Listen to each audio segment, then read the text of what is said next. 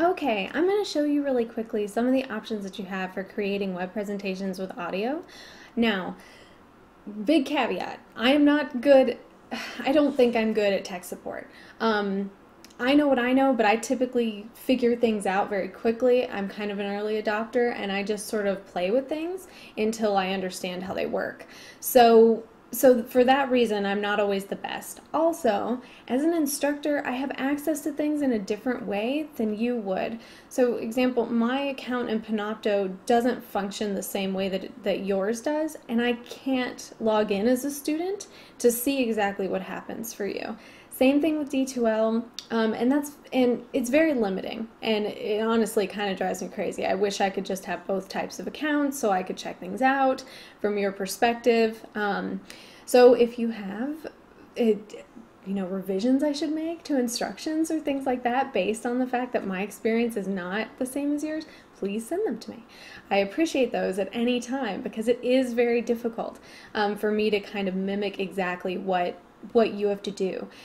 For that reason as well, just keep in mind that there's always tech support for things that is not me. And those people do have access to how it works for a student and typically have answered more questions about how things work for a student as well. So you may have more success with them. 24/7 IT is supposed to be able to support Panopto at this point, and of course D2L. And if they're not, I believe the link that I gave you in your Using Panopto for Students section shows what you could do and who to ask if you need additional help. So, for example, how I got started with this crazy little screen that you're seeing, screens within screens within screens of me making my Panopto recording, is I went to my Using Panopto for instructions so that things would be a little bit different. I did have OIA review the ones for you guys, and they said they were great, so hopefully I'm right. And then I went into Panopto in our class. Let's take a look at that. So I am originally making this video for 305, and so in our syllabus in 305 and content in the syllabus and course details, I have a link that says access our class in Panopto, and once you click that, it opens Panopto. I'm not going to because I don't want to mess up the recording I'm doing at the moment. Then when I opened it, this screen came up and I had the option to create. So I had the option to record a new session, to upload video, to do a webcast, or to build a session. So for example, let me try to explain what the different ones are. You could record a new session, which is what I'm doing now, which is straight from scratch. Just chose what video input I would have, if I would have an audio input, which I chose my microphone, if I would use slides, I'm not using slides, and if I wanted to show my screen, which is what I'm doing. I'll show you those details in just a second. Or you could upload a video. So say you happen to have, exciting, fun little things like, I don't know, oops, let's close that guy down, a smartphone or a digital camera. You can create your video on those, and then as long as you know how to get it off of them, which usually you can just use share options of some sort to do that if you're using a smartphone app, or same thing with your camera. I'm sure you know how to get things off your camera. You can upload those videos. So you don't have to have a webcam or, a microphone even that's attached to your computer, though most people do. Same thing, webcasting is just doing what I'm doing now, but it's going across the web and recording at the same time. So whatever, you don't need to do that unless you're just more comfortable with that format for some reason. And then building a session, you could take video that one of you has made, the slides that somebody else has made, and the audio that someone else recorded and combine those together. I'm not sure, I don't remember exactly what audio types of files they accept, though I think it's most of them. And again, smartphones, excellent for recording audio. There's tons of apps out there for them that will just record it for you, where you can just sit and talk to it just like this and record your audio and upload it in that format. Or again, computers are typically great at it as well. My webcam has an integrated microphone. My computer has an integrated microphone. The built-in ones tend to work the worst, or Bluetooth microphones tend to not work very well. However, this little guy, which is just, my little headphones that I use with my iPod, also have a microphone on them that that can be used with a cell phone or whatever, and this mic is actually really good. So I can plug this into a computer and do audio recordings just straight into my computer with it, and they come out fantastic. The one that most people get if they're doing synchronous online discussions or things like that where they need a good microphone is something more like this. Huge, not super attractive to wear, but fantastic, because what they do is they're really good at isolating sounds, so they only get like what you're saying instead of getting tons of other noise, and so they tend to record very high quality, despite the fact that I believe this is under $15 to get, and the cord's really long, so it's great for hooking up to wherever, whatever, and recording your audio with. So that's, those are some of your options to do that. So I just encourage you to not think that that's a limiting or scary thing to do.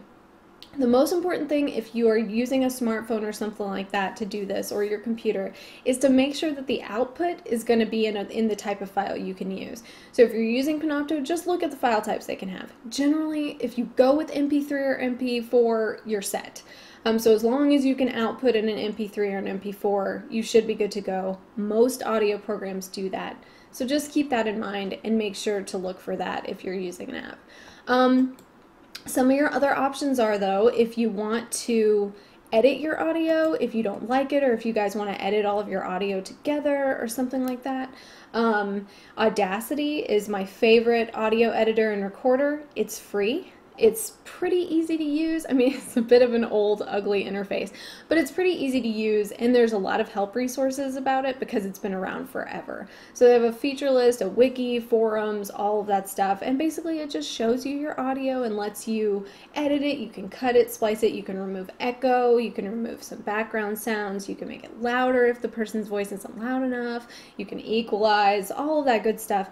And I think it's pretty simple to use. I find it to be so. It's not supported by the U of A or anything like that, so you would just need to figure it out online, but it is a useful thing to do, and it also can be good for, I believe, for converting different types of files. So if for some reason all of your files are 7 different types, and that's a problem, you can use it to kind of make them all the same kind. So just keep that in mind. There are free resources out there that can help you with this stuff as well. Alright, so moving back into looking at our Panopto screen, just so you can have an idea of what I'm doing here. So I picked my little webcam to produce this video. I hate being on video, but it's fine. And then my microphone, picked the quality I wanted, and then chose the secondary sources. So for me, it's the screen, because you guys need to see my screen in order to see what I'm doing with these different options. You could add other video sources. There's a lot of different things you can do. So just keep that in mind. You're very, I think, unlimited using Panopto. And it automatically uploads to our class. As soon as you release it to me, I'll be able to see it. So that does make that part a little easier too, not having to create a link or whatever you might need to do. All right, so I believe we have fully covered Panopto. So now we can quickly move on, because I was hoping this video would be short, to some of your other options. So for example, if you guys chose to do Google Slides and to create a presentation together in Google, things are slow to load because I'm using Panopto.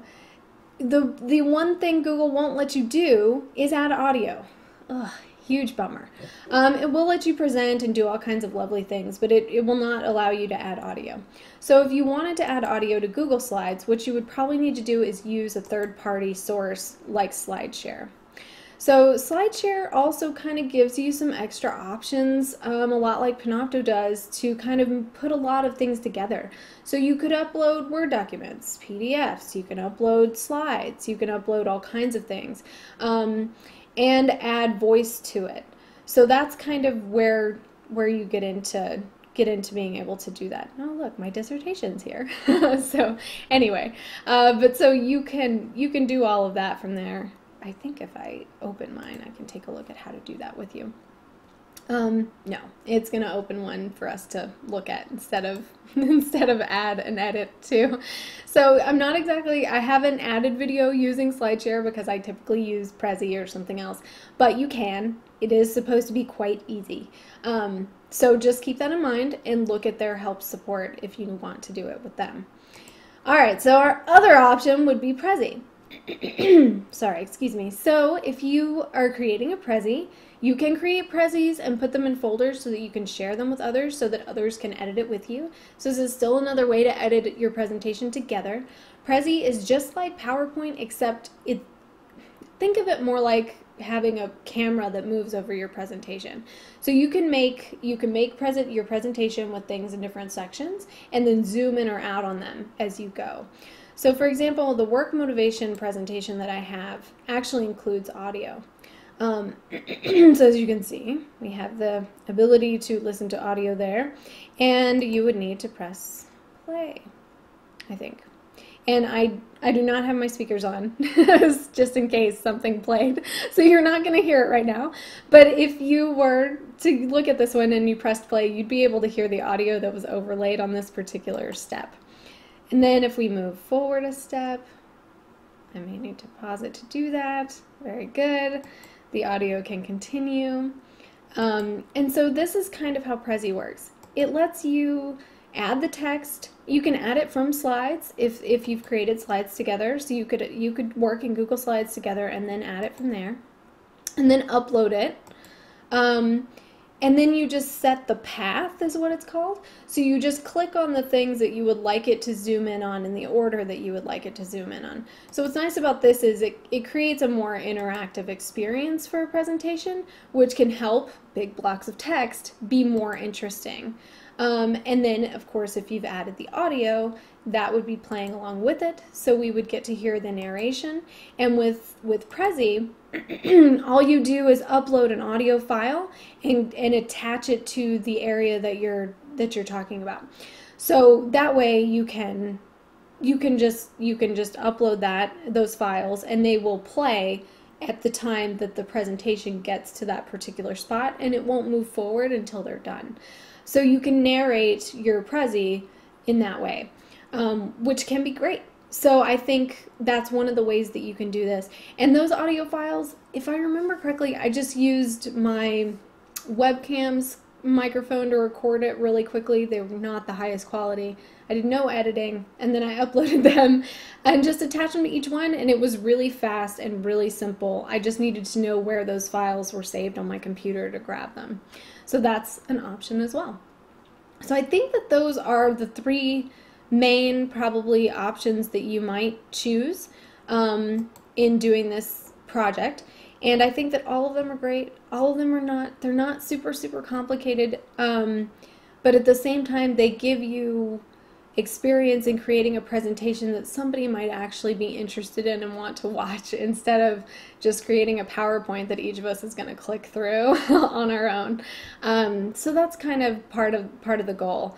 PowerPoints and virtual work don't go great together. So I think that I'm trying to expose you to methods of doing virtual work, because that is becoming so common in organizations, that are more engaging, so that when you graduate, your virtual work is better than anybody else's, and your presentations are better than anybody else's, and you have some skills to bring to the table that other people might not. So you get the chance to become familiar with these things in my class, and hopefully you understand where I'm coming from, and that I really honestly just want the best for you. I'm not trying to make really difficult assignments for you. I'm trying to make assignments that mimic the things that I know that go on in real organizations today, that will give you skills that other people might not have. So that's my goal, and hopefully you appreciate it. And if you don't, I'm sorry. Maybe don't take another one of my classes, because that is kind of my philosophy from class to class.